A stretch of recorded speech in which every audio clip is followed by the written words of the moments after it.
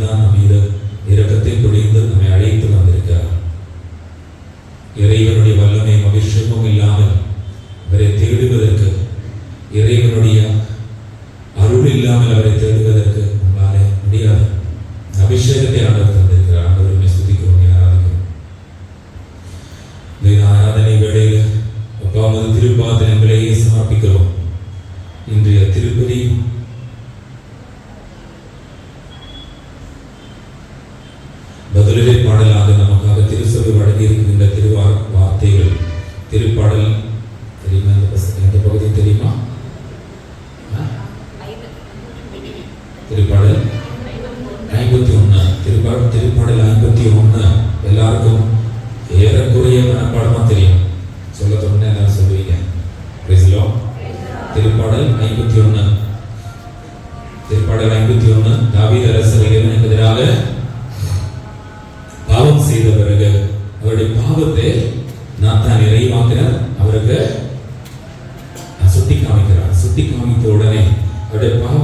பற்றி அவர் உணர்ந்த உடனே மனம் வருந்தி சாக்குடை உடுத்து இறைவனுடைய திருப்பாதத்தில் அமர்ந்திருந்த இறைவனிடம் இருந்து மன்னிப்பு பெறுவதற்காக அவர் வேண்டிய அவருடைய வேண்டல் தான் திருப்பாடல் நம்ம பார்க்கிறோம். திருப்பாடல் 51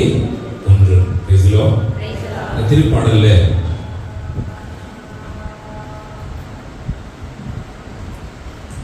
பத்திலிருந்து இறைவசனங்கள் நான் வாசிக்கிறேன். உங்களுக்கு தெரிந்த வசனம் தான். கடவுளை தூயதோர் உள்ளத்தை என்னுள்ளே படைத்தரணும்.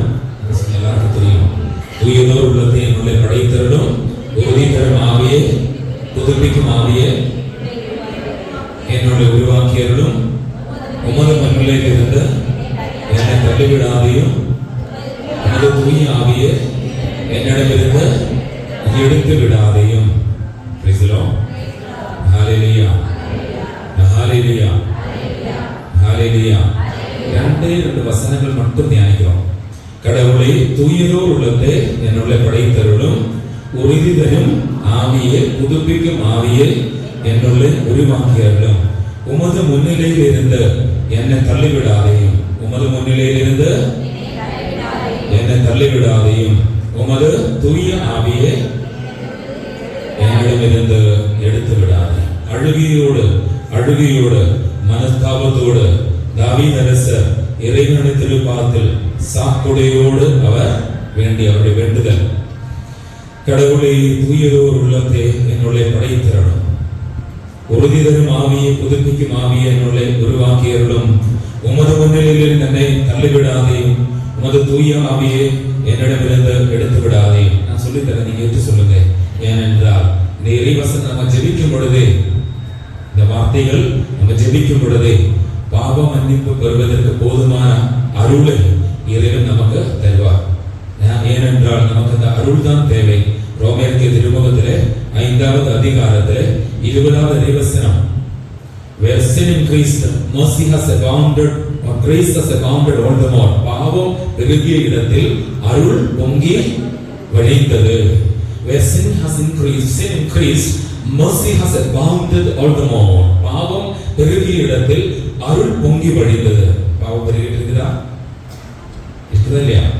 எங்க பார்த்தாலும் இன்னைக்கு டிவி ஆன் பண்ணா ஃபுல்லா அந்த செய்தி தான்.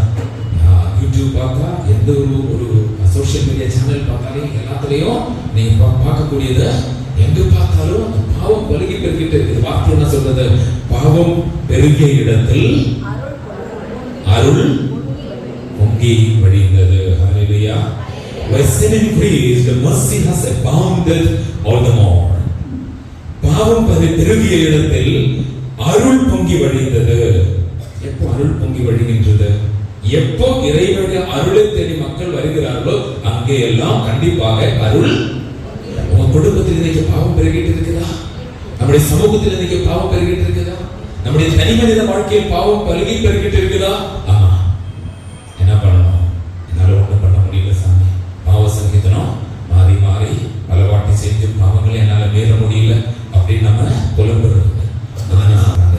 பவுலடிகளார் சொல்றாரு, எனக்கு ஒரு முள்ளு, அவரை குத்திட்டு இருக்கிற ஒரு முள்ளை பத்தி அவர் சொல்லுவாங்க.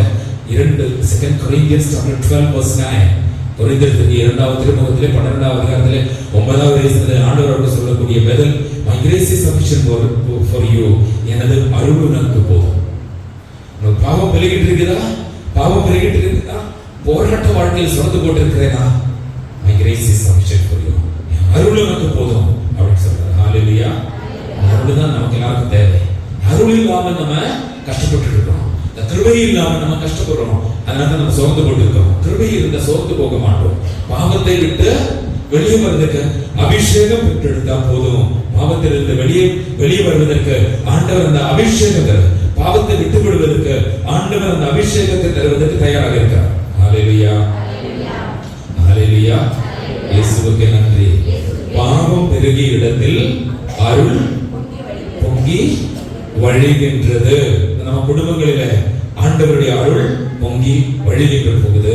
இந்த தவக்காலத்திலே பாவத்தை பற்றி மனம் வரும் பொழுது இறை அருள் நம்மீது, நம்முடைய குடும்பங்கள் மீது கண்டிப்பா பொங்கி வழியும். கண்டிப்பா மனமருந்தான். ஹல்லேலூயா. மனமருந்தான் தான் இன்னைக்கு திருப்பாடல்ல 51 10 11 இறைவசனங்கள் நம்ம வழியா பார்த்தோம். மனமருந்தி அவர் வேண்டுகின்ற அவருடைய வேண்டுதல் கடவுளே தூயதோர் உள்ளத்தை என்னுள்ளே படைத்தருளும் என்று சொல்லுவோமா? கடவுளே தூயதோர் உள்ளத்தை என்னுள்ளே படைத்தருளும், உறுதி தரும் ஆவியே, புதுப்பிக்கும் ஆவியே என்னுள்ளே உருவாக்கி அருளும், உமது முன்னிலையில் இருந்த என்னை தள்ளிவிடாதையும், உமது முன்னிலையில் இருந்து என்னை தள்ளிவிடாதையும், உமது தூய ஆவியே என்னிடமிருந்து எடுத்து விடாதையும்.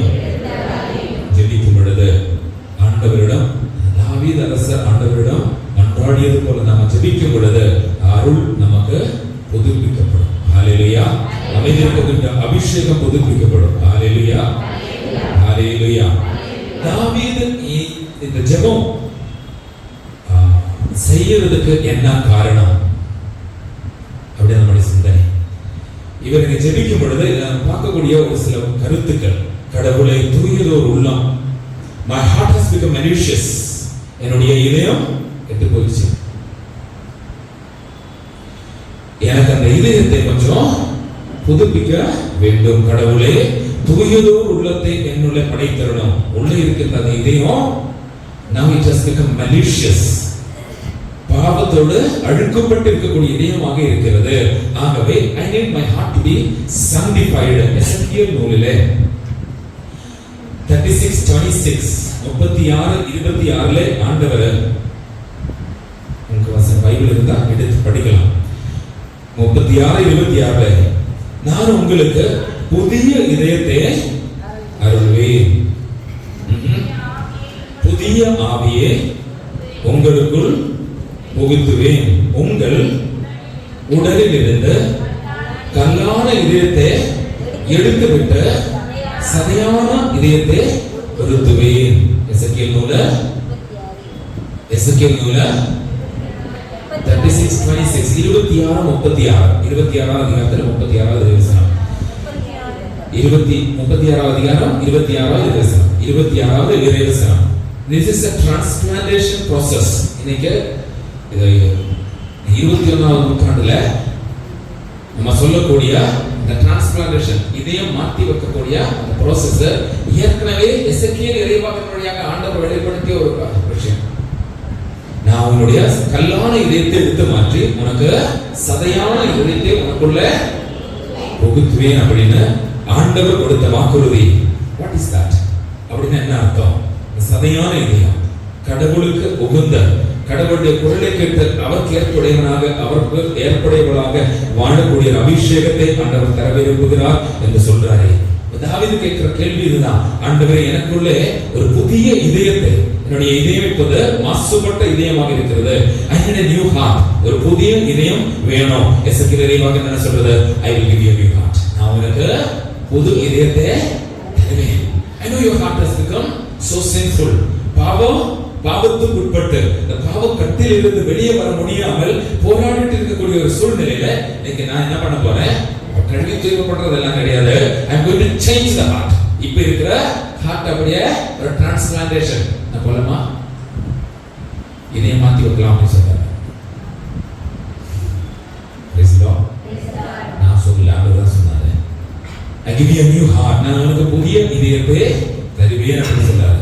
தாவீது அரசர் அதான் கேட்கிறாரு, அப்பா என்னுடைய இதயம் தூயதோர் உள்ளத்தை என்னுள்ள படைத்தருளும். காரணம் என்ன தெரியுமா?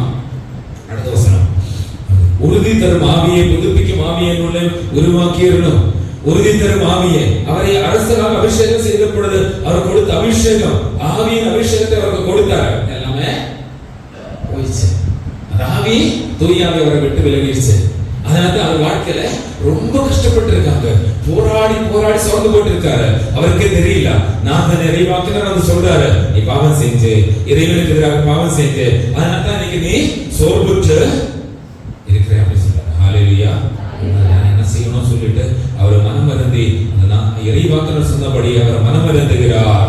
அப்பா என்னுடைய இதயத்தை மாற்றித்தா, புதிய ஒரு இதயத்தை எனக்கு தா, என்னுடைய இதயமானது தீயதாக மாசுபட்டதாக பாவத்துக்கு உட்பட்டு இருக்கக்கூடிய சூழ்நிலை, எனக்கு புதிய ஒரு இதயத்தை தா, என்னுடைய நியூ ஹார்ட். அடுத்தது எனக்கு தூய ஆவியே வேணும். அடுத்தது உமது முன்னிலையிலிருந்து என்னை தள்ளிவிடாதே, உமது தூய ஆவியை என்னிடமிருந்து எடுத்து விடாதே. Do not cast me away from your presence. உனது முன்னிலையிலிருந்து உமது முன்னிலையில் என்னை புறக்கணிக்காதே, உமது ஆவியை என்னிடமிருந்து எடுத்து விடாதே. இந்த ஜெபம் செய்யறதுக்கு என்ன காரணம் தெரியுமா? இந்த காரணம் தெரிஞ்சுக்கணும்னா we will have to go to book of Samuel. Samuel இறைவாக்கினர் நூலில், சாமுவேல் இறைவாக்கினர் முதல் நூலில் இறைவன் இஸ்ரேல் மக்களுடைய முதல் அரசர் யார் தெரியுமா? The first king of Israelites, Saul. Who was Saul யாரா இருந்தார்? Who was he? ஒரு சாதாரண ஒரு ஏழை குடும்பத்தை சார்ந்தவர். இஸ்ரேல் மக்களுக்கு 12 குலங்கள் இருந்தது. அந்த 12 குலங்களில் மிக சிறிய குலமாக இருந்த ஒரு குலத்தை சார்ந்தவர். அதுவே அவருடைய அப்பானா ரொம்ப ஏழைப்பட்ட ஒருத்தர். அவருடைய அப்பாவுக்கு கொஞ்சம் கழுதை இருந்துச்சு.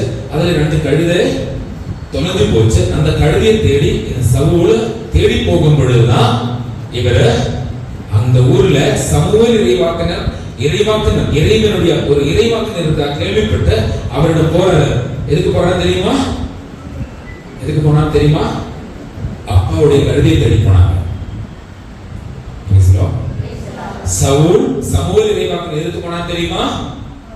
அப்பாவுடைய சொத்து தான் 2 கழுதை. அதுதான் அப்பாவுடைய வருமானம். நம்ம கடவுளை தேடி இருக்கு வரோம், கழுதையை தேடி வந்திருக்கோம். நம்ம வருமானம் கொஞ்சம் பொருளாதார தடை இருக்குது, கொஞ்சம் வேலை தடை இருக்குது, கொஞ்சம் கடன் பிரச்சனைகள் இருக்குது, அந்த பிரச்சனை இருக்குது, இந்த பிரச்சனை இருக்குது. நம்மளும் அதே போல சவுலை போல தேடி வந்திருக்கிறோம். ஆனா சவுலுக்காக இறைவன் வச்சிருந்த அபிஷேகம் என்னன்னா, சமூவேல் இறைவாக்கினர் சொன்ன ஒருத்தர் வருவான், ஒரு முட்டாளு, அவன் பேரு சவுல். அவன் வரும்போது அவன் கழுதையை தேடி தான் வருவான். ஆனா அவனை இஸ்ரவேல் மக்களுக்கு அரசராக அபிஷேகம் செய்ய சொன்னார். இறைவாக்கினரிடம் சவுல் கழுதையை தேடி காணாமல் போன கழுதையை தேடி வராரு. சமூவேல் இறைவாக்கினர் முதல் நூலில் 10வது அதிகாரத்தில் நம்ம பார்க்கிறது. 10வது அதிகாரத்தில் கழுதையை தேடி வருகின்ற இந்த மகனை சமூவேல் என்ன சொன்னாங்க, நீ இப்ப கழுதை எல்லாம் தேடுறா, நீ என் கூடயே தங்க அப்படின்னு சொல்லிட்டு ஒரு நாள் அவர்கிட்ட தங்க வைத்திருக்கிறார். அடுத்த நாள் காலையில் எழுந்த சவுலை சமூவேல் கூப்பிட்டு என்ன சொன்னார் தெரியுமா? உன்னை இஸ்ரவேல் மக்களுடைய 10வது அதிகாரம் 1வது வசனம் வாசிப்போமா? அப்போது சமூவேல் தைல குப்பியை எடுத்து அவர் தலை மீது வார்த்து அவரை முத்தமிட்டு கூறியது, ஆண்டவர் தம் உரிமை சொத்துக்கு தலைவனாக இருக்கும்படி உன்னை திருப்பொழிவு செய்துள்ளார் என்றோ. கழுதை தேடி வந்தவர் என்ன செய்திருக்காரு? திருப்பொழிவு. என்ன திருப்பொழிவு? அவருடைய உரிமை சொத்து. உரிமை சொத்துன்னா இறைவனுடைய மக்கள். கடவுள் தம்முடைய உரிமை சொத்தாக கருதுபவர். ஹலோ, உரிமை சொத்துக்கெல்லாம் அவரை தலைவராக நியமிக்கிறார், அரசராக நியமிக்கிறார். The first king of Israel. இஸ்ரவேல் மக்களுடைய முதல் அரசராக அவர் அபிஷேகம் செய்தார். அபிஷேகம் செய்த பிறகு சவுல் சொல்லுவாரு, அதாவது உனக்கு உன் மீது தூய ஆவி இறங்குமாறு என்று சொல்லி 6வது வசனம் படிங்களே. ஆண்டவரின் ஆவி தொடர்ந்து படிப்போம். 2வது வசனம் படிப்போமா? இன்று நீ என்னை விட்டு செல்லும் போது பென்யாமின் எல்லையாம் செல்குவின் ராகேலின் கல்லறைக்கு அருகே 2 மனிதரை காண்பாய். அவர்கள் உன்னிடம் தேடி போன கழுதைகளே அகப்பட்டு விட்டன. இதோ உன் தந்தை தன் கழுதைகளை பற்றி கவலையை விட்டு உனக்காக ஏங்கி என் மகனுக்காக நான் என் செல்வேன் என்று கூறி கொண்டிருக்கிறார் என்று சொன்னார். கழுதை தேடி போனவன் கழுதியோ போட்டோம், பையன் எங்க போயிட்டான், அவன் அதை விட பெரிய ஒரு கழுதியாக வரல. கழுதை வந்துருச்சு, அவன் வரல. அப்பா ரொம்ப கஷ்டப்பட்டு அவனுக்காக தேடிட்டு இருக்காரு. நீ அங்கிருந்து மேலும் கடந்து சென்று கல்வாரி மரத்தை அடைவாய். அங்கு கடவுளை வழிபட பெத்தேலுக்கு செல்லும் 3 மனிதர் உன்னை சந்திப்பார்கள். ஒருவன் 3 குட்டிகளையும் இன்னொரு 3 அப்பங்களையும் வேறொருவன் ஒரு கோப்பையை திராட்சை ரசத்தையும் கொண்டிருப்பார்கள். அவர்கள் உன் கேட்டு உன்னிடம் 2 அப்பங்களை தர அவர்கள் கை நின்று நீயும் பெற்றுக்கொள்வாய். அதன் பின்பு எல்லை காவல் இருக்கும் கடவுளின் மலைக்கு செல்வாய். அங்கு நகருக்குள் நுழையும் போது தொழுகை மேட்டிலிருந்து இறங்கி வரும் ஒரு இறைவாக்கினர் குழுவை சந்திப்பாய். அவர்களுக்கு முன்பாக யாழும் மேளமும் நாதசுரமும் செல்லும். அவர்கள் பரவசமடைந்து பேசுவார். பிறகு ஆண்டவரின் ஆவி உன்னில் வலிமையோடு வரும். நீயும் அவர்களோடு பரவசமடைந்து பேசுவாய். நீயும் வேற மனிதராய் மாற்றப்படுவாய். 3 வாக்குறுதிகள் சமூக இறைவாக்கினர் கொடுத்த வாக்குறுதிகள். 1, இஸ்ரவேல் மக்களுடைய தலைவனாக அரசராக நியமிக்கப்பட்டுள்ளார் என்கிற வாக்குறுதி. 2, 6வது வசனம் நான் ஃபுல்லா படிக்க வச்சிருக்கேன்னா அவங்க கதை கொஞ்சம் தெரிவிக்கணும். தூய ஆவி உன்மேல் கடவுளின் ஆவி உன்மேல் வலிமையோடு வரும். 3, நீயும் வேற மனிதராய் மாற்றப்படுவாய். என்னாகும்? வேற மனிதராய். இங்கிலீஷ் என்ன சொல்லிருக்காங்க என்ன தெரியுமா? You will receive another heart. ஒரு புதிய இதயத்தை உனக்குள் புக செய்வேன். வேற மனிதராய் மாற்றப்படுவாய். ஹalleluya ஹalleluya. 3 கொடைகள். 1, இஸ்ரவேல் மக்களுடைய அரசராக இருக்கக்கூடிய அபிஷேகம். 2, ஆண்டவருடைய ஆவியின் வல்லமை. 3, மற்றொரு மனிதனாக மாற்றப்படுவோம். புது பிறப்பாக அப்படின்னு சொல்லலாம். ஒரு புது மனிதனாக மாற்றப்படுவாய். 9வது வசனம் சவுல் சாமுவேலை விட்டு திரும்பிய பொழுது கடவுள் அவரின் உள்ளத்தை மாற்றினார். God has given him a new heart. அவருக்கு ஒரு புதிய உள்ளத்தை அவருக்குள்ளே புக செய்தார், மாற்றினார். அவரை ஒரு புது மனிதனாக மாற்றினார். படிங்க. அன்றே இந்த எல்லா வாக்குறுதிகள் நிறைவேறின. அன்றே எப்போ? என்னைக்கு? சமூவேலை விட்டு விலகிய அன்று. என்றைக்கு அவர் அபிஷேகத்தை வாங்கினாரோ அன்றைக்கு அவருக்கு என்ன கிடைச்சிச்சு? 3 வாக்குறுதிகள் அவர் மீது நிறைவேற செய்தார். ஹalleluya ஹalleluya. அன்றே இந்த எல்லா அறிகுறிகளும் நிறைவேறின. கடவுளின் ஆவி அவரை வல்லமையோடு ஆட்கொள்ள அவர்கள் நடுவே பரவசம் அடைந்து பேசினார். இறைவாக்கினரை போல அபிஷேகம் பெற்றெடுத்தார். இது சவுல் அரசருக்கு இறைவன் கொடுத்த அபிஷேகம். அவர் ஆளை தேடி போனாரு, கழுதை தேடி போனாங்க. வருமானத்துக்கான குடும்பத்தில வருமானத்துக்கான கழுதை அதை தேடி போனாங்க. ஆனா ஆண்டவர் அவருக்காக வகித்திருந்த திட்டம் என்னன்னா ரொம்ப அவரால் எதிர்பார்க்க முடியாது. அவர் எதிர்பார்த்தது கிடையாது. அப்படின்னு ஒரு பழக்கமே இஸ்ரேல்ல இருந்தது கிடையாது. இஸ்ரேலுக்கு முதல் அரசர் அவர். இஸ்ரேல் மக்களுக்கு அரசராக யாருமே அப்ப வரைக்கும் நியமிக்கப்பட்டது கிடையவே கிடையாது. அப்படி இருக்கும் பொழுது அவருக்கு அங்க ஒரு எண்ணமே கிடையாது. இஸ்ரவேல் மக்கள் யாருமே அவருடைய குடும்பத்தில் யாருமே இப்படி நினைச்சு பார்த்ததே கிடையாது. ஆனா கழுதையை தேடி போன அவரே ஆண்டவர் இஸ்ரவேல் மக்களுடைய அரசராக அபிஷேகம் செய்து அவரது ஆவியின் அபிஷேகத்தால் ஆட்கொண்டார். அவரே புது பிறப்பாக புதிய மனிதனாக அவரை மாற்றினார். ஹalleluya. என்ன தெரியுமா?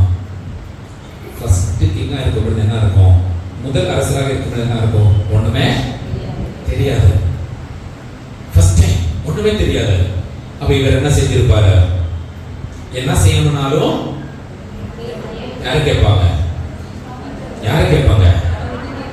எது செய்யணும்னாலும் எது எடுத்தாலும் அப்பா கொஞ்சம் சொல்லுங்க நான் என்ன செய்யணும் அப்படின்னு கேட்பாங்க இல்லையா? அப்படி பழகிட்டாரு. ஸ்டார்டிங் அப்படிதான்.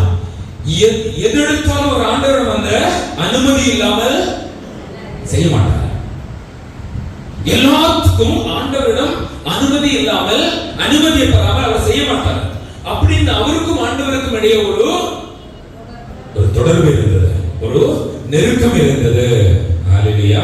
என்ன காரணம்? அவருக்கு ஒரு அரசராக இருந்து எப்படி இஸ்ரவேல் மக்களை வழிநடத்த வேண்டும் என்பதையும், அரசராக இருந்து செயல்பட வேண்டிய விஷயங்களை பத்தி ஒண்ணுமே சொல்லிக் கொடுக்கிறதுக்கு யாருமே கிடையாது. அப்ப யார்கிட்ட கேட்பாரு? யார் அவரை அபிஷேகம் செய்திருக்கார் அவர்கிட்ட தான் கேட்பாரு. ஹalleluya, ஹalleluya. போக போக போக என்ன ஆகும்? நல்லா பயிற்சி கிடைச்சிருச்சு. என்ன காரணம்? ஆண்டவர் தான் எல்லா விஷயத்திலும் ஒரு வழி நடத்துகிறார். எல்லா விஷயத்திலும் வழி நடத்துகிறார். செய்யற எல்லா விஷயத்திலும் எல்லா காரியங்களும் அவருக்கு வெற்றி கிடைத்தது. என்ன காரணம்? வழி நடத்துகிறவர் கடவுள் தான். ஹalleluya. எரேமியா நூலில் 29வது அதிகாரத்திலே 11வது வசனம். எரேமியா நூல் 29வது அதிகாரம் 11வது வசனம். ஏனெனில்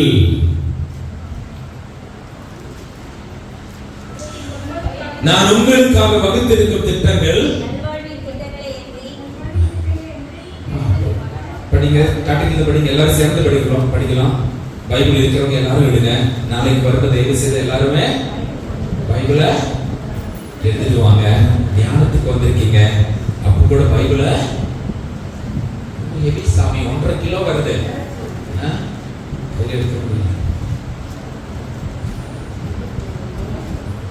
இதெல்லாம் கையில தொடவே கூடாது. இதெல்லாம் கையில தொடக்கூடாது. தொட்டுச்சுன்னா இறைவன் ஆசீர்வதிப்பாரு. அதனால அதெல்லாம் நமக்கு வேணாம் இல்லையா? நமக்கெல்லாம் புத்தி இருக்குது, அறிவு இருக்குது, படிப்பு இருக்குது, அன்பு இருக்குது, போதும் இல்லையா? இது இன்னைக்கு மட்டும் அந்த காமனா இருக்கிற பைபிள் எடுத்துக்கோங்க. நாளைக்கு தயவு செய்து அந்த பைபிளை தொடக்கூடாது. Please excuse me for being so rude.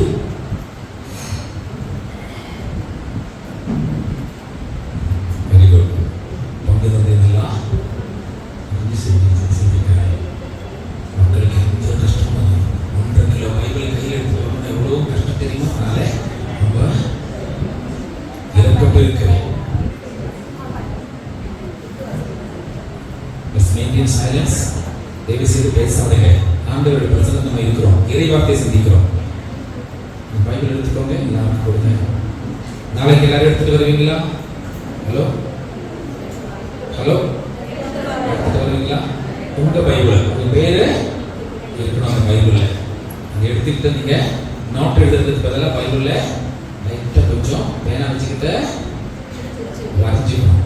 அடுத்த வாட்டி திறக்கும் பொழுது கண்ணில் Praise the Lord. Hallelujah. Hallelujah.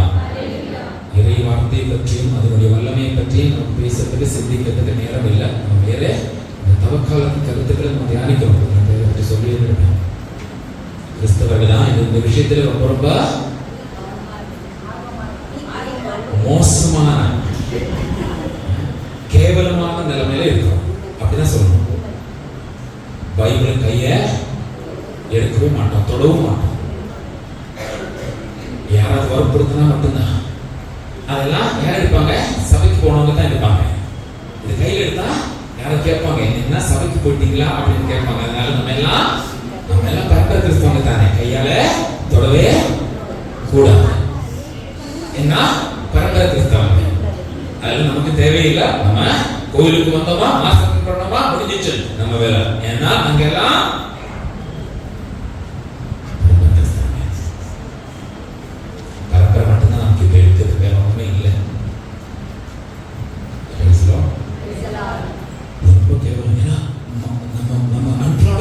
நமக்கு போதுமான எல்லா அபிஷேகத்தையும்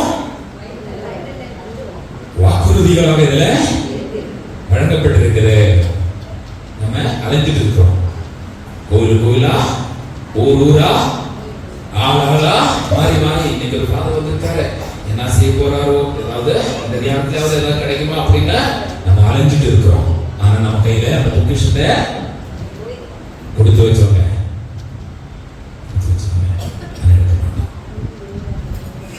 எடுக்கவே வசனம் எரேமியா நூல் sorry for this sarcasm. ஏனெனில்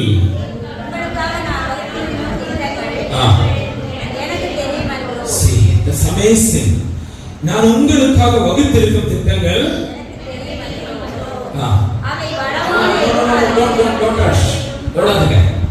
நான் உங்களுக்காக வகுத்திருக்கும் திட்டங்கள் ஆண்டவர் சொல்றாரு எனக்கு தெரியும். யாருக்கு தெரியும்? யாருக்கு தெரியும்? யாருக்கு தெரியும்? யாருக்கு தெரியும்? உனக்கு தெரியுமா? அதுக்கு ஒரு பதில் கேள்வி நம்ம கேட்கணும். ஆண்டவரே உனக்கு மட்டும் தெரிஞ்சா போதுமா? எனக்கு தெரியணும் இல்லையா? கொஞ்சம் யார் சொல்லி தருவாங்க? எப்ப சொல்லி தருவாங்க? சவுல் அதான் நம்ம பார்க்கிறோம். அபிஷேகம் பெற்றதிலிருந்து அவர் என்ன ஆச்சு? இறைவனோடு ரொம்ப நெருக்கம். எல்லா விஷயத்திலும் அவர் இறைவனோடு ஆலோசனை கேட்காம செய்யறார். ஏன்னா அவருக்கு ஒன்னும் தெரியல. ஆண்டவர் சொன்னாரு, நான் உனக்காக வகுத்திருக்கும் திட்டங்கள்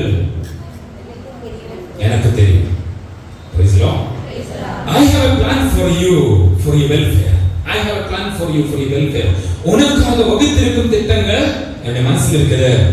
ஆண்டவரே உன் மனசுல இருக்குது, நீ மனசுல வச்சுக்கோ.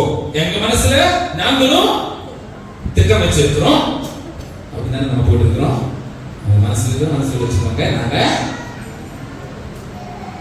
ஹலோ இப்படிதான் கதை ஓடிட்டு இருக்குது. ஆண்டவர் மனசுல நமக்காக திட்டம் வச்சிருக்காரு. நமக்கு நாமும் நிறைய திட்டம் வச்சிருக்கோம். அப்ப அவங்க திட்டமா நம்ம திட்டமா நிறைவேறணும். கோழியை மட்டும் அவங்க திட்டம் சொல்லுவோம், வெளியே வந்துச்சுன்னா நம்ம திட்டம் தான். ஜெபத்துல மட்டும் ஆண்டவரே உன் திட்டம் நிறைவேறட்டும் அப்படின்னு சொல்லுவான். வெளியே வந்துச்சுன்னா காரியத்துக்கு வருவது கடவுளை கொஞ்சம் அதெல்லாம் ஜெபத்துல தான் நம்ம முடிவெடுக்கப்படுது. உனக்கு எதுக்கு புத்தி கொடுத்தாரு, நீ எதுக்கு படிச்ச, அதானே யூஸ் பண்ணணும் அப்படின்னு சொல்லிட்டு நம்ம ஹalleluya. நான் உங்களுக்காக வகுத்திருக்கும் திட்டங்கள் எனக்கு தெரியும் என்றோ அது வளமான எதிர்காலத்தையும் அளிப்பதற்கான நல்வாழ்வின் திட்டங்களை அன்றி கேடு விளைவிப்பதற்கான திட்டங்கள் அல்ல என்கிறார் ஆண்டவர். உனக்கு வளமான எதிர்காலம், நல்வாழ்வின் திட்டங்கள், கேடு விளைவிப்பதற்கான திட்டங்கள் கிடையவே கிடையாது. To give you a future with hope. எதிர்காலம், நல்ல ஒரு எதிர்காலம் உங்க மனசுல இருக்குதான் அப்படின்னு ஒரு திட்டம் தெரியுமா?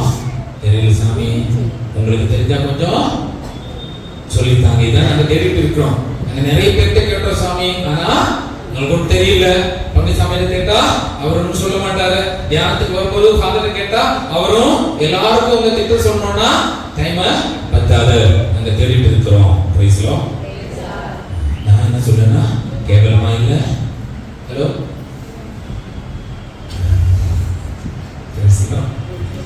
ஹalleluya.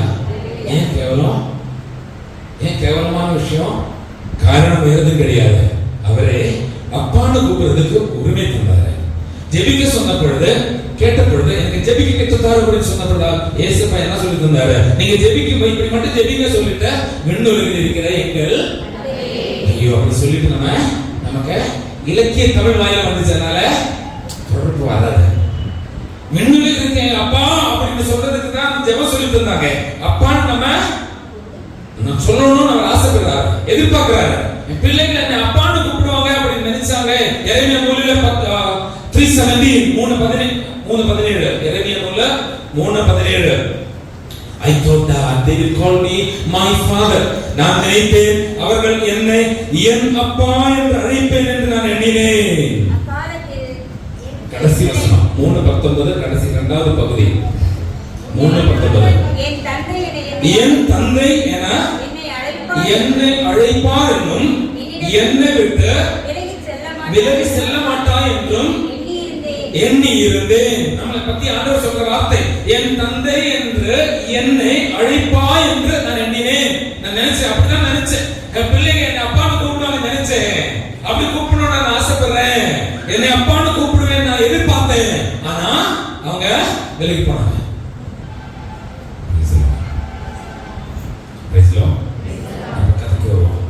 திட்டங்கள் கேரக்டர்களை பற்றி சொன்னாங்களே, எங்களுக்கு மட்டும் தெரியல சாமின்னு சொன்னாங்களே, எங்களுக்கு மட்டும் யாரும் சொல்லி தர மாட்டாங்க, நாங்களும் அதுதான் அதுக்காக தான் காத்திருக்கிறோம் அப்படி சொல்றோம். அன்பார்ந்தவர்களே, ஏன் கேவலமானது அப்படின்னு சொன்னேன்னா, அப்பாவுக்கு என்னை பற்றி இருக்கிற திட்டம் தெரிஞ்சிருக்கிறதுக்காக நான் பக்கத்து வீட்டுக்கார்ட்ட போயிட்டு சொல்லணுமா? அங்கிள் கொஞ்சம் அப்பா கிட்ட கொஞ்சம் கேட்டு சொல்லுவீங்களா, அவங்க மனசுல எனக்காக என்ன போட்டு வச்சிருக்காங்க கேட்டு சொல்லுவீங்களா அப்படின்னு போய் கேட்டா அதுக்கு என்ன சொல்லணும்? ஹலோ கேவலம் சொல்லணும். ஹலோ அங்கிள் கொஞ்சம் அப்பா கிட்ட கொஞ்சம் கேட்டுக்கிட்டு எனக்காக அப்பா என்னென்னமோ திட்டம் வச்சிருக்காரு எனக்கு தெரியல, நீங்க கொஞ்சம் கேட்டு சொல்லுவீங்களா? ஹலோ இதுக்கு என்ன சொல்லணும்? நம்ம கதை ஓடிட்டே இருக்கிறேன். ஆமா அப்பா இருக்காரு, நாங்க ஜெபம் பண்ணிட்டு தான் இருக்கிறோம், ஆனா எங்களுக்கு ஒண்ணுமே தெரியாது. சாமி நீங்க கொஞ்சம் ஜெபம் பண்ணி சொல்லுங்க, பிரதர் நீங்க கொஞ்சம் ஜெபம் பண்ணி சொல்லுங்க, சிஸ்டர் கொஞ்சம் ஜெபம் பண்ணி சொல்லுவீங்களா? அப்பா நான் என்ன செய்யணும் அப்படின்னு நினைக்கிறாரு, கொஞ்சம் ஜெபம் பண்ணி சொல்லுவீங்களா? ரொம்ப கேவலமான நிலைமை, ரொம்ப மோசமான நிலைமை. புரியுதா? கேவலம் சொன்னது I don't think that it is இதை விட மோசமான வேற ஏதாவது வார்த்தை சொல்லக்கூடாது, அதனால சொல்லல. ஆனா நிலைமை அப்படிதான் இருக்குது. அப்பாவை நமக்கு தெரியல, அப்பாவோட பேச்சுவார்த்தை இல்ல, அவரோட திறமை இல்ல, அப்ப அவங்க மனசுல இருக்கிறது எப்படிதான் தெரியும்?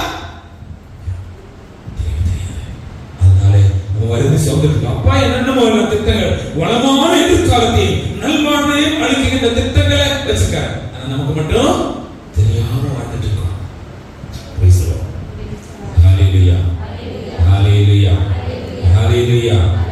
அப்பா திட்டங்களை வச்சிருக்கிறாரு. ஆனா என்ன ஆயிடுச்சு? நமக்கு படிப்பு இருக்குது, நமக்கு அறிவு இருக்குது, நமக்கு அனுபவம் இருக்குது, நமக்கு என்னென்னமோ இருக்குது, வாய்ப்பு வசதிகளும் எல்லாமே இருக்குது, கௌரவம் இருக்குது, அது இருக்குது, இது இருக்குது. அதனால விஷயத்துக்கு வரும்போது அப்பாவை நம்ம ஓரக்கட்டுறோம், காரியத்துக்கு வரும்பொழுது அவருக்கு எந்த ஒரு இல்ல. யோசிச்சு பாருங்க, நம்ம குடும்ப வாழ்க்கையில, குடும்ப சூழல்ல நம்ம முடிவுகள் எடுக்கும் பொழுது கடவுளுக்கு எந்த அளவுக்கு நம்ம முக்கியத்துவம் கொடுக்கணும்? நம்ம கொடுக்கறது எல்லாம் முடிச்ச பிறகு வந்து கோயில்ல ஜெபம் பண்ணி அப்படி போறோம், சாமி நாங்க முடிவு எடுத்துட்டோம் அப்படியே ஆசீர்வாதம் பண்ணிக்கோங்க போறோம். அப்படின்னு ஆசீர்வாதம் வாங்குறதுக்காக நம்ம எடுத்த முடிவை ஆசீர்வாதம் பண்ணி நாங்க போறோம் அப்படின்னு சொல்லிட்டு போட்டுக்கிறோம். இதனால தான் சகோதர சகோதரிகளே, இன்னைக்கு நம்ம வாழ்க்கையில நம்ம உருப்படிகள் சொல்லவே மாட்டேன். இன்னைக்கு நம்ம வாழ்க்கையில முன்னேற்றம் தடைப்பட்டு இருக்கிறதுக்கு எந்த ஒரு நம்ம வாழ்க்கையில எதிர்பார்ப்பு, நம்முடைய திட்டங்கள் நிறைவேறாமல் நம்ம வருந்தி சோர்ந்து போட்டிருக்கிறதுக்கு காரணம் வேறு எதுவும் கிடையாது.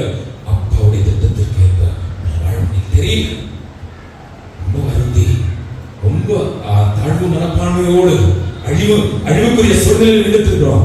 அப்பா ஒரு திட்டம் வச்சிருக்காரு, நமக்கு தெரியல, நம்ம என்னென்னமோ திட்டம் போட்டு வாழ்ந்துட்டு இருக்கிறோம்.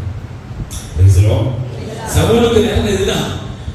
தொடக்கத்துல ரொம்ப நெருக்கமா இருந்துச்சு, அப்பாவோட பேசி பழகி அப்பாவுடைய விருப்பத்துக்கு ஏற்ப மட்டும் செஞ்சுட்டு இருந்தவன் போக போக போக அவனுக்கு அனுபவம் ஆயிடுச்சு, அவனுக்கு அறிவாயிடுச்சு, அவனுக்கு பெருமை பேரு எல்லாம் வந்துருச்சு. ஏன்னா ஆண்டவர் வழி நடத்துறாரு. என்ன ஆச்சு தெரியுமா?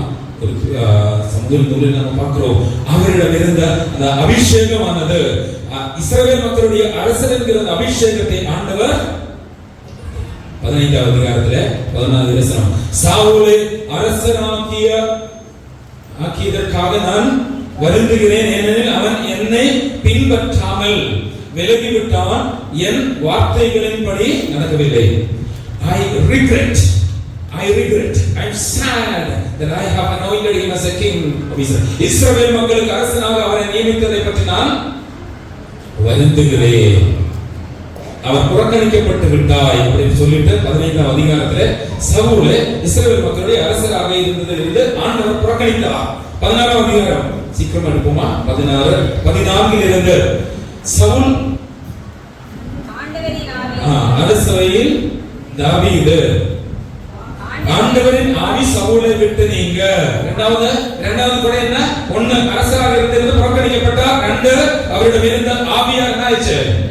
விட்டு நீங்கிடுச்சு, அவரை விட்டு நீங்கியது. வசனம் 16வது அதிகாரம், ஆண்டவரின் ஆவி சவுலை விட்டு நீங்க, ஆண்டவர் அனுப்பிய தீய ஆவி அவரை கலக்கமட செய்தது. ஆண்டவர் அனுப்பிய தீய ஆவி அவரை கலக்கமுறை செய்ய என்ன ஆச்சு தெரியுமா? அவங்க மக்கள் என்ன சொன்னாங்க, நம்ம சமூகத்தில் யாராவது உனக்காக பாட்டு போறதுக்காக ஒருத்தரை கூப்பிட்டு வரேன், ஒரு இறை புகழ்ச்சி நடத்துறதுக்காக நம்ம யாரையாவது கண்டுபிடிப்போம். ஏன்னா உன்னிடம் இருந்த ஆவியார் தூய ஆவியை விட்டு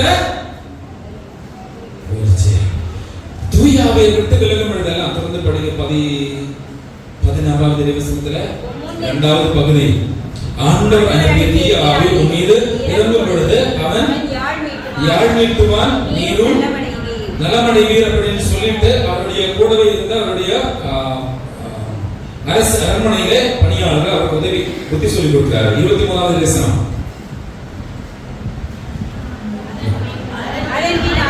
ஆண்டவர் அனுப்பிய தீய ஆவி சவுலின் மீது இறங்கிய பொழுதெல்லாம் தாவீது யாழை செய்து தீய ஆவியும் அவரை விட்டு அகலும், சவுலும் அவர் ஆறுதல் அடைந்து நலமடைவார். ஹல்லேலூயா, ஹல்லேலூயா.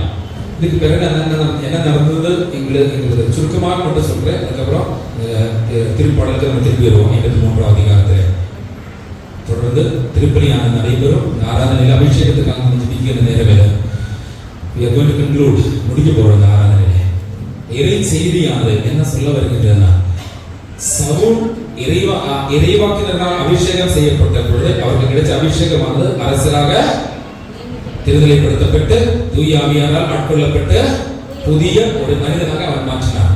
அபிஷேகம் எழுதப்படும் பஸ்டனாச்சு ஆண்டவருடைய முன்னிலையில் அவர் புறக்கணிக்கப்பட்டார். அரசராக இருப்பதற்கு புறக்கணிக்கப்பட்டார். போயிடுச்சு 1, 2 தூய ஆவியார் போயிடுச்சு. 3 அவரு மனசு ரொம்ப தீய எண்ணங்களால அவர் ரொம்ப போராட என்னாச்சு, யார பார்த்தாலும் பைத்தியம் மாதிரி ஆயிடுச்சு. தாவீத அபிஷேகத்தால அவரு தாவீது எழுப்பப்பட்டார் என்கிறதை உணர்ந்த உடனே இவரை எப்படியாவது சாகடிக்கணும்னு சொல்லிட்டு அவரை இவர் எப்படியாவது கொண்டு போடணும் அப்படின்னு. ஏன்னா அவர் மீது அபிஷேகம் இருக்கிறது பார்த்திருக்காரு. தூய ஆவியார் செயல்படுவதை பார்த்த உடனே இவருக்கு பொறாமை வந்துச்சு. பொறாமை அடுத்த லெவலுக்கு போயிடுச்சு. இனிமே வச்சிருந்தா எனக்கு ஆபத்து சொல்லிட்டு அவனை கொண்டு போடணும். பொறாமை படிப்படியாக கொலவெறிக்கு அவனை தள்ளிவிடுகின்றது. என்ன ஆயிடுச்சு, மனசு ஃபுல்லா அசுத்தமா போயிடுச்சு. படிங்க திருமொழிபாடு புத்தகத்திலே 55வது அதிகாரத்திலே 11 இறைவசனங்கள் தியானிக்கிறதுக்கு காரணம் கிடையாது. சவுல் கடவுளே தூயதோர் உள்ளத்தை என்னுடைய படைத்தருளும் அப்படின்னு சொல்றதுக்கு காரணம் என்ன? அவர் பார்த்திருக்கிறாரு. அபிஷேகத்தால் நிரப்பப்பட்ட சவுல் இஸ்ரவேலின் அரசராக அபிஷேகத்தால் நிரப்பப்பட்டவர், பொது மனிதனாக ஆண்டவரால் பொது பிறப்பு அடைந்தவர். அந்த அபிஷேகத்தை இழந்த உடனே அவருடைய மனசுக்குள்ளா பாவத்தால தீய எண்ணங்களால நிரப்பப்பட்டு அவனிடம் இருந்த ஆவியார் அவனை விட்டு விலக, அவனிடம் இருந்த அபிஷேகமான விட்டு விலக, எப்பேற்பட்ட நிலைமைக்கு அவன் தள்ளப்பட்டது என்பதை கண்ணால கண்டு ஆவியாரின் அபிஷேகத்தை மீண்டும் புதுப்பிக்கப்பட வேண்டுமாய் யாழி செய்தவன் தாவீது. அவனுக்காக புகழ்பாடு பாடி அவனுக்காக இறைவனை போற்றி புகழ அவனிடம் இருந்த தீய ஆவியார் விட்டு விலகுவதை கண்ணாலே கண்ட தாவீது என்ன சொல்றாரு, அப்பா நான் உனக்காக பாவம் செய்தேன், உனக்காக பாவம் செய்த காரணத்தினாலே உமது முன்னிலையில் இருந்து உதறி தள்ளப்படுவதற்கு வாய்ப்பு இருக்கிறது. ஏனென்றால் அபிஷேகம் என்னை விட அதிகமாக அபிஷேகம் பெற்றெடுத்த சவுல் இறைவாக்கினர் புறக்கணிக்கப்பட்டாரே. சவுல் இறைவாக்கினர் என்றே சொல்லப்பட்டார், அரசராக அபிஷேகம் செய்யப்பட்டவர் புறக்கணிக்கப்பட்டார் என்றால் இன்னைக்கு நான் உனக்காக பாவம் செஞ்சேன், உனது முன்னிலையில் என்னை புறக்கணிக்காதையும், ஆண்டவரே என்னை உனது முன்னிலையில் இருந்து தள்ளிவிடாதையும். கடவுளே தூயதோர் உள்ளத்தை என்னுடைய படைத்தருளும். என்னுடைய இதயம் மாசுபட்டது, என்னுடைய உள்ளம் பாவங்கள் பலுகி பெருக இன்னைக்கு பாவமே ஒரு வாழ்க்கை என்னுடைய நிலைமையாக மாறிவிட்டு இருக்கிறது. இன்னைக்கு ஒரு புனிதத்தன்மை இருக்கிறது என்னால கனவு காண முடியாத ஒரு நிலைமைக்கு, பாவத்துக்கு அடிமையாக இருக்கக்கூடிய நிலைமை. தாவீது சொல்றாரு, அப்பா ஒரு புதிய இதயத்தை எனக்கு தாரும், உமது முன்னிலையிலிருந்து என்னை தள்ளிவிடாதையும், உமது தூய ஆவியாரை என்னிடமிருந்து எடுத்து விடாதையும். அவருடைய எஜமானராக இருந்தார். சவுல் அரசருக்கு நடந்ததை கண்ணாலே கண்டவர். இது எனக்கு நடக்கக்கூடாது என்கிற ஒரு வேண்டுதல் தான் நடந்தது. சகோதர சகோதரிகளே, இன்னைக்கு இந்த திருப்பாடல நமக்காக திருச்சபை தியானிக்க வழங்கி இருக்கிறது. ஒரு நிமிடம் முழங்கல் படியிட்டு டக்குனு ஆண்டவரோட ஜெபிக்க வேண்டிய ஒரே ஒரு கருத்து இதுதான். ஆண்டவரே அபிஷேகத்தை அருள் சாதன முறையில் நமக்கு கிடைச்சிருச்சா? அபிஷேகம் கிடைச்சிருச்சா? பெற்றுக்கீங்களா? முழங்கால் படிக்கிட்டு ஜெபிக்க முடியுமானால் மட்டும் முழங்கால் படிக்க, முடியலன்னா மட்டும் நீங்க அமர்ந்துக்கொள்ளுங்க.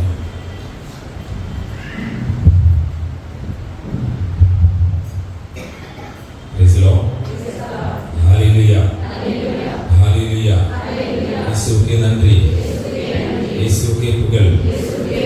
ஹல்லேலூயா.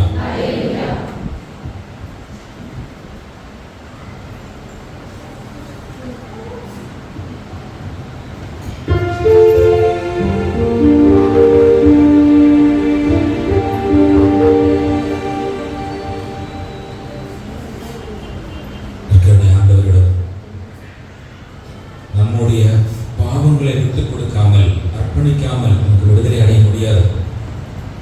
ஆராதனையில ஒரு நிமிஷம் கண்களை மூடி நீங்க முன்னாள் படிட்டு நிற்கிறது கொஞ்சம் கஷ்டம்தான். ஆனா இந்த ஆராதனையில் இறுதி கட்டத்துல 10 minutes 10 நிமிஷத்துல நம்ம பாவங்களை பற்றி, எல்லா பாவங்களை பற்றி ஒருவேளை மனம் இருக்கிறது, பாவமே நாளும் இருக்காது. எத்தனையோ நாள்களா பாவ சங்கீதனை செஞ்சு இதெல்லாம் அவசியமா, இதெல்லாம் தேவையா அப்படின்னு நமக்கு எத்தனையோ வாட்டி கேள்வி கேட்டிருக்கிறோம். மாறி மாறி நம்ம பாவ சங்கீதனை செய்யணும், எனக்கு எந்த பிரயோஜனமும் இல்லையே அப்படின்னு நம்ம சிந்திச்சிருக்கலாம்.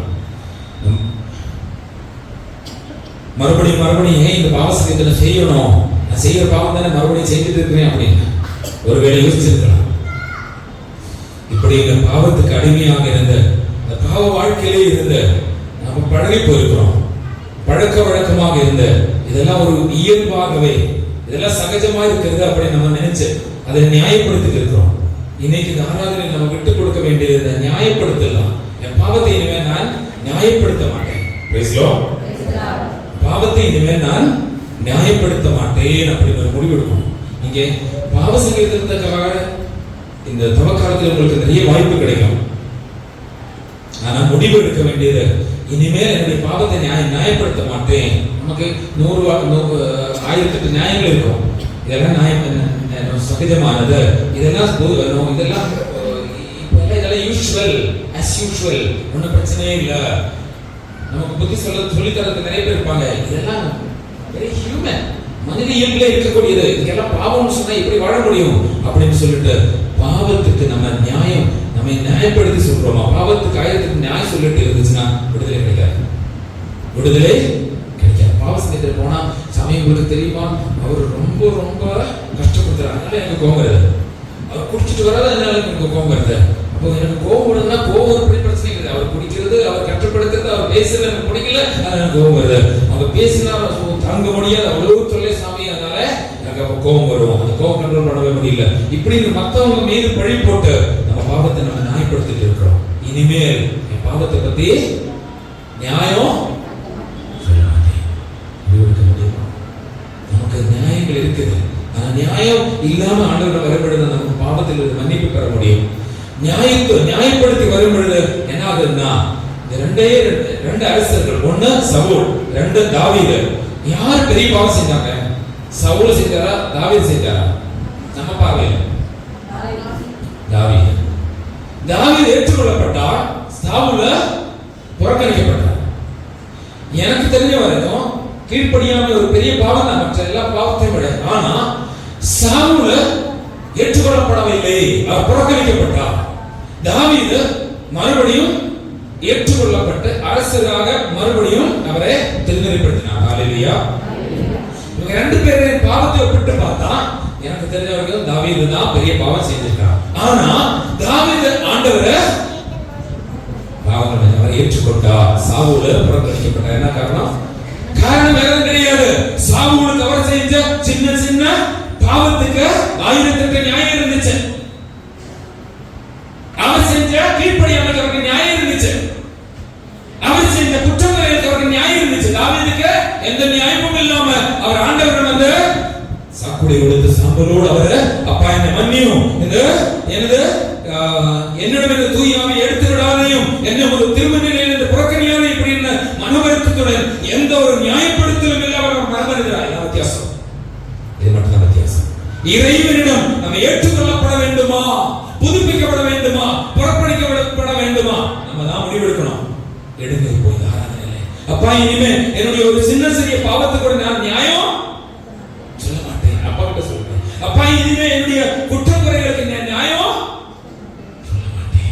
இறைவனிடம் ஏற்றுக்கொள்ளப்பட வேண்டுமானால், அவருடைய ஆவியின் அபிஷேகத்தை மீண்டுமாக பெற்றுக்கொள்ளப்பட வேண்டுமானால் என்ன செய்யக்கூடாது? நியாயம் சொல்லக்கூடாது பாவத்துக்கு. Praise the Lord. Hallelujah.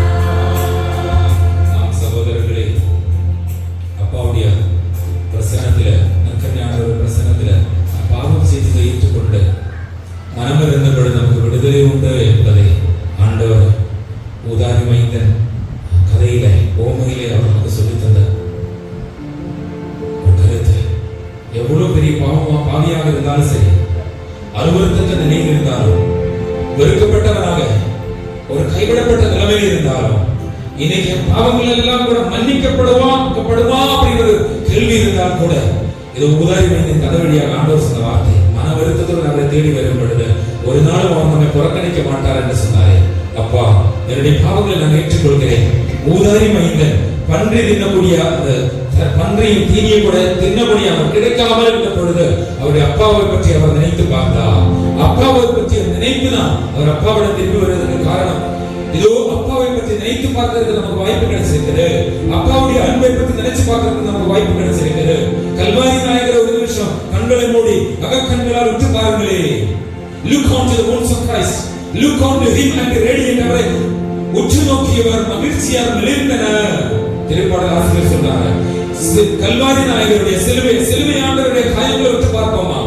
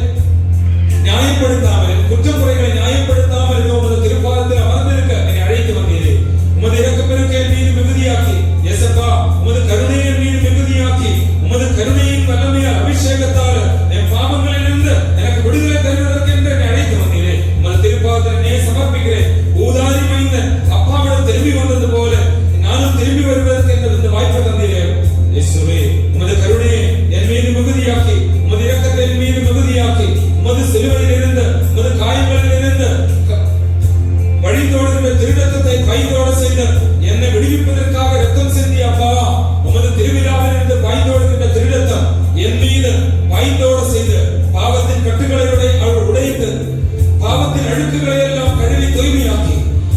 என்னால் விட்டு முடியாத பாவத்தின் இயல்புகளில் இருந்த பழக்க வழக்கங்களில் என்னை விடுவிக்க என்னை அழைத்து வந்தீரே. உமது திருச்சன்னிதானத்தில் அமர்ந்திருக்க அந்த வாய்ப்பை தந்தீரே.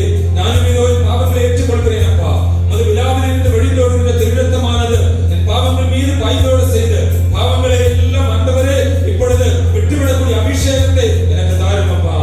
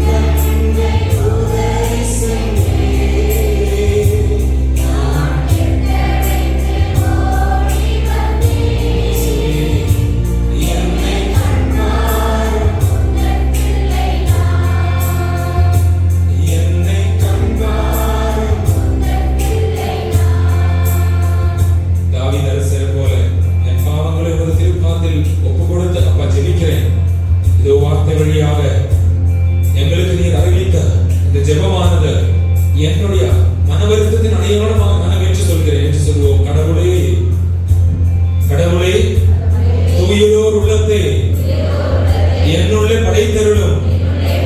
உறுதி தரும் ஆவியே, புதுப்பிக்கும் ஆவியே, என்னுள்ளே உருவாக்கி அருளும். என்னுள்ளே உருவாக்கி அருளும். உமது முன்னிலையிலிருந்து என்னை தள்ளிவிடாதையும். உமது தூய ஆவியே, உமது தூய ஆவியே என்னிடமிருந்து எடுத்து விடாதையும். இயேசுவே, இரக்கத்தின் ஆண்டவரே, கருணையின் தெய்வமே, கல்வாரி நாயகரே, எனக்காக துன்புறுத்தப்பட்டவரே, எனக்காக பாடுபட்டவரே, எனக்காக சிலுவையில் அறையப்பட்டவரே, எனக்காக இரத்தம் சிந்தியவரே, உம் காயங்களிலிருந்து வழிந்தோடும் திருரத்தமானது என் மீது பாய்ந்தோட செய்து என் உடலிலும் உள்ளத்திலும் ஆன்மாவிலும் இருக்குகின்ற எல்லா பாவ இயல்புகளையும் என்னிடமிருந்து அகற்றிவிட உம் திருரத்தத்தால் என்னை தூய்மையாக்கும்.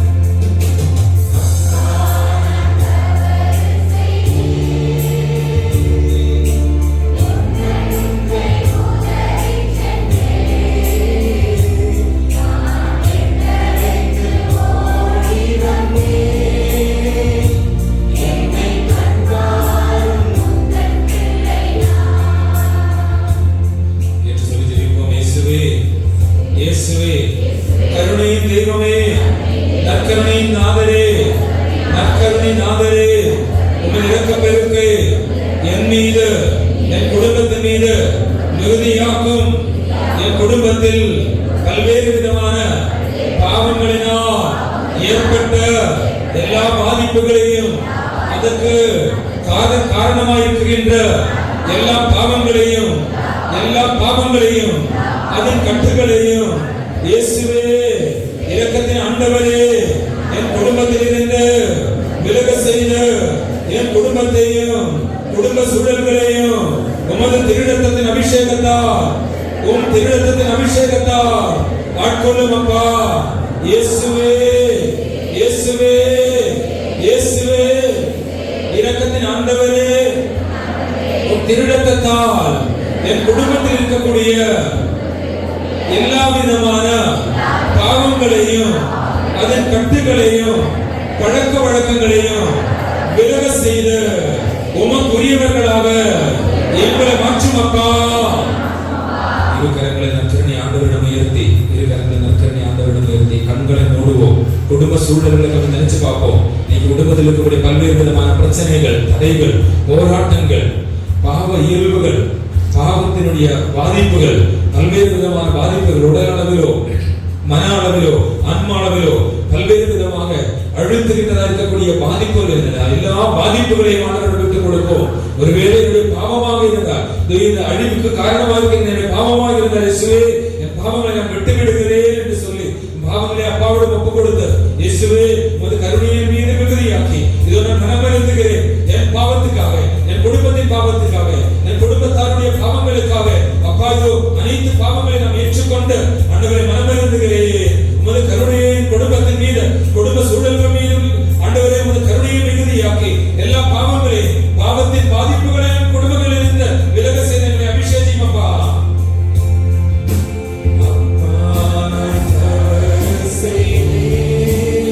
குடும்ப சூழல்களை நினைத்து பார்க்க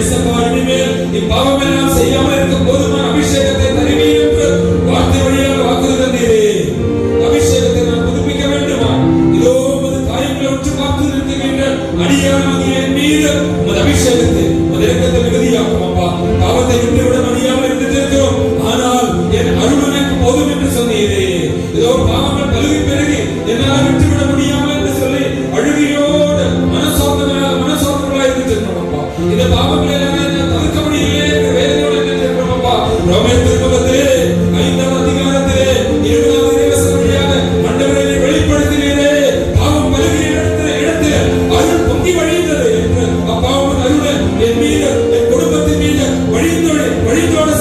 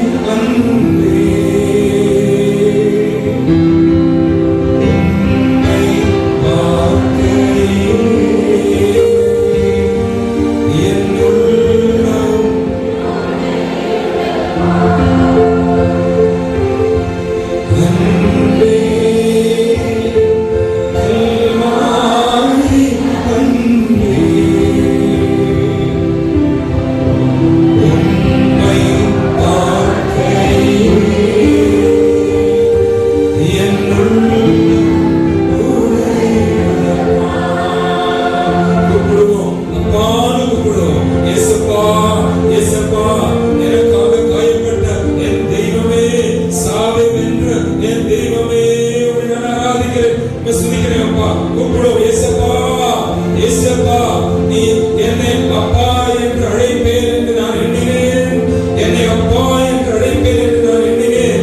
என்னிடமிருந்து விலகி செல்ல மாட்டேன் என்று நான் நினைத்தேன். ஆனால் அவர்கள் என்னை விட்டு விலகினார் என்று சொல்லி ஆண்டவர் மனவேதனையோடு காளையரின் உடைமையாளரை வைத்துக் கொள்கிறார். கழுதை அதற்கு தீனி போடுகின்ற இடத்தை தெரிந்து கொள்கின்றது. ஆனால் என் மக்கள் அறிந்து கொள்ளவில்லை என்று சொல்லி அழுகுறலோடு இஸ்ரவேல் மக்களே தமக்குரியவர்களாக நம்மை நோக்கி ஆண்டவர் கண்ணீரோடு விண்ணகமே கேள், மண்ணகமே செவிகொடு என்று சொல்லி அழுகையோடு அப்பா சொல்கிறார். விண்ணகமே கேள், மண்ணகமே செவிகொடு. என் மக்கள் என்னை விட்டு விலகினார், எனக்கு எதிராக விலகினார்கள். காளையரின் உடைமையாளரை அறிந்து கொள்கின்றது. கழுதை அதற்கு தீனி போடுகின்ற இடத்தை தெரிந்து கொள்கின்றது. ஆனால் என் மக்கள் தெரிந்து கொள்ளவில்லை. கண்ணீரோடு ஒரு இறைவன் விண்ணகத்தையும் மண்ணகத்தையும் நோக்கி அழுகின்றார்.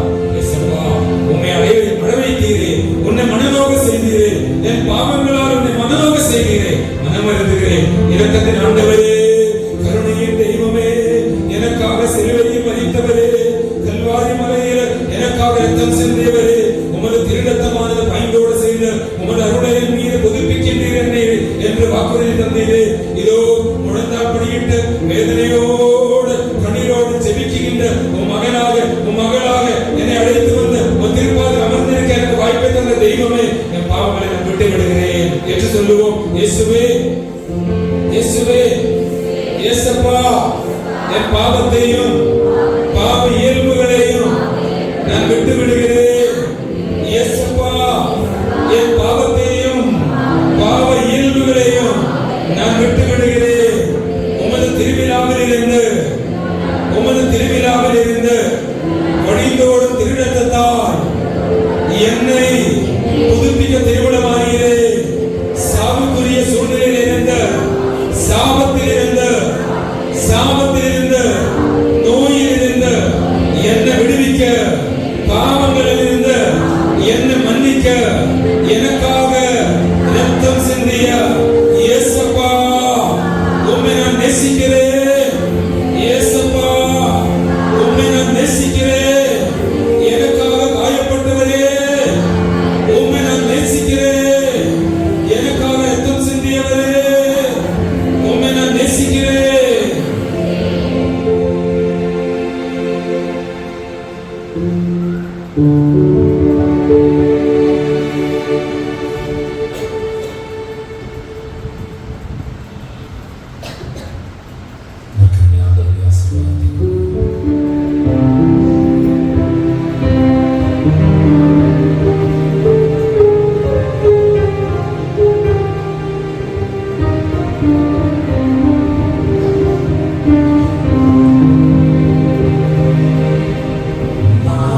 Hallelujah.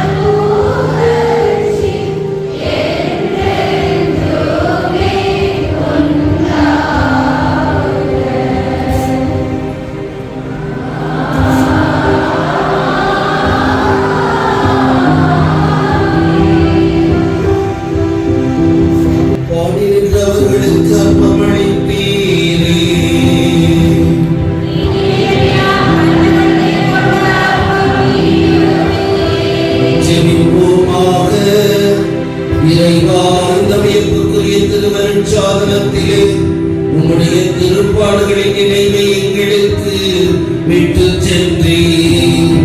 உமது திருடல் திருத்தம் இவற்றின் மறைவருடைய வழங்கும் நாங்கள் உமீட்பின் பலனை இழவிடாமல் அனுபவிக்க அருள் புரியுமாறு உம்மை மன்றாடுகின்றோம்.